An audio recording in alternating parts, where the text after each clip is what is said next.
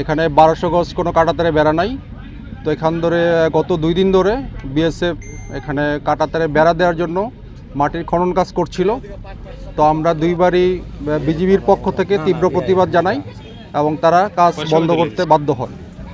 তো আজও সকালে যখন কাজ শুরু করার চেষ্টা করে বিজিবির পক্ষ থেকে প্রতিবাদ জানানোর সাথে সাথে তারা কাজ করতে বন্ধ করেছে এবং আজকে দুপুর 2টায় বিজিবি অধিনায়ক পর্যায়ে ফ্ল্যাগ মিটিং হয়েছে এবং ফ্ল্যাগ মিটিংয়ে দুই পক্ষই আলোচনায় আমরা সম্মত হয়েছি। এখানে ঊর্ধ্বতন কর্তৃপক্ষের বিজিবি হেডকোয়ার্টার এবং বিএসএফ হেডকোয়ার্টারের চিঠি বা এগ্রিমেন্ট ছাড়া কোনো ধরনের কনস্ট্রাকশন এখানে কোনো কাজ করবে না। তো এরই ধারাবাহিকতায় আজকে বিকাল 4টায় রাজশাহীর সেক্টর কমান্ডার মহোদয় বিএসএফের সেক্টর কমান্ডারের সাথে বিকাল 4টায় মাহাদীপুরে ফ্ল্যাগ মিটিং করবে, সারফেল ফ্ল্যাগ মিটিং করবে।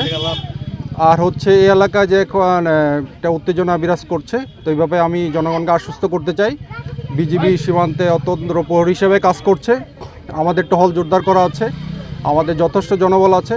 আমরা অন্যান্য সময় যেভাবে সীমান্ত নিরাপত্তা রেখেছি এই বর্তমান পরিস্থিতিতেও আমাদের সীমান্ত নিরাপদ থাকবে। ধন্যবাদ সবাইকে।